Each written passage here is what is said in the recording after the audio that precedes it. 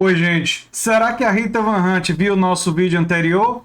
É claro que é uma brincadeira, obviamente que ela não viu, o nosso canal aqui não é tão grande para isso, né? Provavelmente ela não teve acesso ao vídeo, mas é interessante que muitos dos argumentos que a gente usa nesse vídeo anterior foram repetidos por ela em uma entrevista ao Fórum 11:30 na revista Fórum, e ela disse que se o cenário for de possível vitória no primeiro turno, Lula terá o nosso apoio, repetindo muito do que eu falei no meu vídeo anterior. É claro que é uma coincidência, provavelmente os argumentos que eu fiz foram feitos por outras pessoas próximas a ela, ou ela já mesma pensava essas coisas e apenas não tinha sistematizado na mensagem inicial, mas é interessante que ela tenha colocado isso. E eu vou falar sobre isso nesse vídeo e falar sobre a possibilidade de Lula ganhar no primeiro turno, porque tem algumas pessoas dizendo que isso não seria possível. E aí tem uma pesquisa, né, a pesquisa aqui da IPESB, né, que ele lidera com 48,8% dos votos válidos e está próximo de uma vitória no primeiro turno, segundo essa pesquisa, e segundo a da Quest, já ganharia no primeiro turno. Mas não é só as pesquisas, não são apenas as pesquisas que eu me baseio. Tem toda uma lógica que eu vou explicar nesse vídeo. Bem, a influenciadora falou sobre os ataques que recebeu após criticar o voto em Lula no primeiro turno, né? É bom dizer que críticas, a Rita Van Hunt ser criticada pela opinião que ela expressou, são legítimas. O que eu não gostei foram ofensas, ameaças, gente dizendo que iria cortar ela de todas as redes sociais, que iria defender que ela não fosse mais ouvida em nenhuma circunstância. Essa coisa de você querer anular o outro quando você tem uma divergência, esse tipo de postura com a qual eu não compactuo. Mas criticar, discordar, eu expressei uma discordância no meu vídeo anterior, não é? Em entrevista ao Fórum 11:30, o pesquisador Guilherme Terrari, que dá vida ao personagem Rita Von Hunt, declarou que se a conjuntura mudar e houver sinal de possibilidade de vitória do ex-presidente Lula, que a tática pode mudar e o líder petista receber seu apoio. Bem, as pesquisas estão mostrando que ele pode ganhar no primeiro turno, né? Se as pesquisas indicarem crescimento de Bolsonaro, a tática vai mudar. Se a gente tiver a possibilidade de Lula ser eleito, a tática vai mudar. O importante é que não se encare o processo de disputa democrática como algo dado. Não está dado, ele é construído, vai ter disputa e luta até o último instante. Depois do último instante vai continuar tendo. Se Lula se elege, a gente vai continuar ao lado dele fazendo oposição à esquerda. Aqui a concordância existe, porque Lula se elegido, eu já disse aqui no canal com absoluta clareza, que nós vamos ter que pressionar junto com outras forças, né, para uma agenda mais progressista, não é? Vai ter que haver essa pressão, né? Também falou dos ataques que recebeu, né? Disse o seguinte: esse post que eu fiz é um post sobre a gente nunca se dar por satisfeito, da gente sempre ter como horizonte aquilo que é chamado de impossível, de entender que a política é real, mas a teoria também é o campo de disputa, e da mesma forma que não se faz nenhum sentido que a gente fale, vivemos em momento periclitante, vivemos em um momento de absurdo, vivemos em um momento de crítica, portanto, não nos privemos de refletir, né? Essa frase não faz nenhum sentido. Ela está querendo dizer que não devemos parar de refletir, de pensar uma alternativas e tal. É exatamente nos momentos mais absurdos, mais críticos, que a crítica deve ganhar o seu espaço. É exatamente nesse espaço que a gente tem que estar aberto para discutir, para debater, em especial nesse momento em que nós vivemos um tempo de apagamento das diferenças. Esse é o germe principal do fascismo.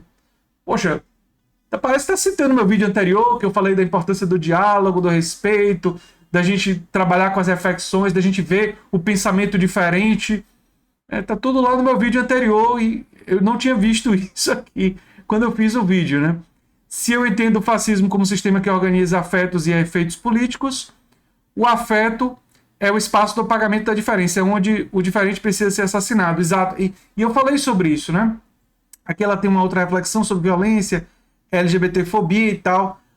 Vocês podem dar uma olhada na reportagem da revista Fórum. Mas eu quero refletir com vocês por que é que eu entendo que, sim, existe a possibilidade de Lula vencer no primeiro turno. E não é só porque as pesquisas estão apontando isso. Seria muito simples dizer, olha, tem pesquisas que apontam essa possibilidade, então essa possibilidade existe. Não, não é só por isso. Existe um outro efeito no Brasil que tem a ver com, eu chamaria de efeito rebote, que é o seguinte: quando você tem um governo muito ruim, muito trágico, muito devastador, que causa muita rejeição, um nome mais conhecido, um nome mais familiar e um nome mais aceitável, e até mesmo quando faz alianças mais amplas, acaba se tornando naturalmente um nome que é colocado com força nas eleições. Vamos pensar na eleição nos Estados Unidos, quando foi o Trump contra o Biden.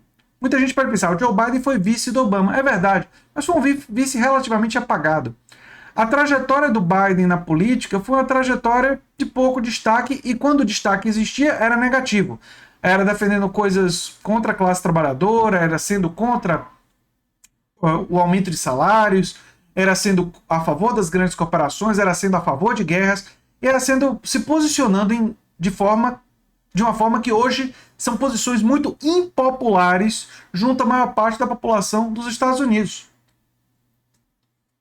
O Biden, por exemplo, no meio de uma pandemia, se posicionou contra um sistema universal de saúde, no meio de uma pandemia. Ele fez isso. E mesmo assim ele foi eleito com uma quantidade significativa de votos, uma vitória sólida ele teve. Por quê? Porque ele ganhou do Trump sendo um candidato tão ruim.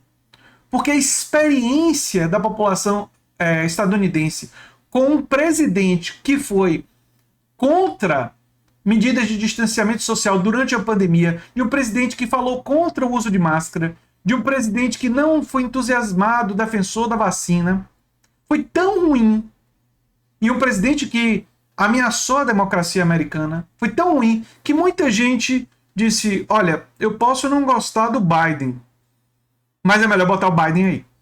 É melhor tirar esse cara. Isso mobilizou as pessoas. Então, num primeiro momento no Brasil, é absolutamente lógico que a reação ao governo Bolsonaro seja da lembrança dos governos de Lula, que foram governos que tiveram muita aprovação popular. Foram governos que estão recentes na memória do brasileiro, né? E isso explica a possibilidade real de Lula ganhar no primeiro turno. Mas existem outros fatores. Existe uma simbologia de Lula diante da esquerda. Tem muita gente de esquerda que reconhece que os governos do PT passaram longe de serem de extrema esquerda e foram governos que não implementaram muitas reformas estruturais que a esquerda defende, né? Que a Rita Van Hunt defende, que eu defendo. Mas Lula tem a dimensão simbólica. Foi um líder sindical, ajudou a fundar um partido político que reuniu pensamento de esquerda na sua fundação, setores da intelectualidade de esquerda, setores progressistas da Igreja Católica e do sindicalismo. Então, ele assume para parte da população esse lugar simbólico do outro lado daquele adversário do bolsonarismo. Então, isso também explica porque grande parte da população, também conhecendo as pesquisas e sabendo que o principal adversário, segundo todas as pesquisas de Bolsonaro, é Lula, para derrotar Bolsonaro, migra para Lula. Mesmo pessoas que têm críticas ao PT. Eu tenho conversado com vários brasileiros e tenho visto pessoas que são até economicamente mais liberais, alguns que eu classificaria como centro-direita, dizendo que vão votar em Lula. Dizendo que vão votar em Lula, e pessoas que não gostam do PT.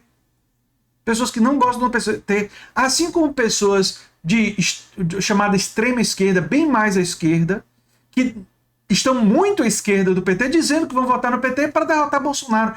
Então existe um movimento acontecendo de visualizar Lula como a principal chance de derrotar Bolsonaro, e aí muitas pessoas que, se a eleição não fosse contra Bolsonaro, votariam em um candidato de uma esquerda mais radical, as pessoas liberais procurariam um Dória, procurariam um Amoedo. Então, esse voto que iria se pulverizar no que eu chamaria de uma eleição normal, não é? Esse voto que iria se pulverizar contra Bolsonaro, mas espalhado em candidatos liberais, em candidatos de extrema esquerda, em candidatos... Ciro, por exemplo, provavelmente teria mais votos do que tem hoje. Ele está com 8%, ele talvez estivesse com 14%, se não fosse uma eleição depois de 3 anos de Bolsonaro. Ele poderia estar com 15% ou 16%. Ciro poderia estar com um percentual mais alto se não fosse uma eleição pós a devastação e a destruição que o Bolsonaro produziu. Então, a análise da Rita Van Hunt, ali ela erra um pouco em dizer assim, se o cenário está se colocando nesse momento, se a eleição fosse hoje, com possibilidade de vitória em Lula, justamente porque muita gente, tanto pessoas mais de esquerda, quanto setores da direita liberal, estão antecipando o voto anti-Bolsonaro para o primeiro turno. Ou seja, um monte de gente que votaria contra Bolsonaro no segundo turno está antecipando o voto. Está dizendo, olha, vamos resolver logo esse negócio no primeiro turno. E é isso que está colocando a possibilidade, que eu classificaria ainda, que não é o mais provável. Se eu fosse classificar em termos de probabilidade, eu diria que a chance de Lula ganhar no primeiro turno, se a eleição fosse hoje, flutua ali entre 30% e 35%, e se a gente pegar as pesquisas mais pessimistas, 25%. Mas olha, entre 25% e 35% de chance de ganhar no primeiro turno, significa que pode acontecer. Não é o mais provável, mas pode acontecer. E só dentro dessa possibilidade vale a pena sim pensar nisso, né? E é legal ver a Rita Van Hunt ao menos reconhecendo isso e se colocando. E o posicionamento dela nessa entrevista confirma praticamente tudo que eu falei no meu vídeo anterior. Então, se você tiver curiosidade, cheque meu vídeo anterior sobre isso, que vocês vão ver que o posicionamento dela confirma muito do que eu falei ali, da defesa, da importância do diálogo, da importância da crítica, não é? E eu acho que só o que está faltando a ela é perceber que essa possibilidade está colocada, né, e que a gente tem que fazer uma eleição para tirar Bolsonaro da jogada. Seja, nesse momento, o voto em Lula, seja o voto, por exemplo, em Ciro Gomes, se Ciro tiver chance de tirar Bolsonaro no segundo turno, o que hoje não está colocado. As pesquisas não colocam. A distância entre Ciro e Bolsonaro hoje é muito grande. Mas se perto da eleição esse cenário mudar, o nosso cálculo também pode mudar. E nesse sentido ela está correta em dizer que o processo não está dado. Tem debates, tem campanha, tem muita coisa para acontecer e a gente vai estar acompanhando atentamente aqui no canal. E levando em conta, sim, as pesquisas, o cenário e a análise de conjuntura. E é o que eu tinha para falar sobre esse assunto. Eu sou André Teixeira Jacobina, o canal A Nova Máquina do Tempo. Se você gosta do que a gente faz, se inscreve, dá um like, compartilha. Quem sabe vira membro ou apoiador do canal. Um abração e até o próximo vídeo. Tchau, tchau.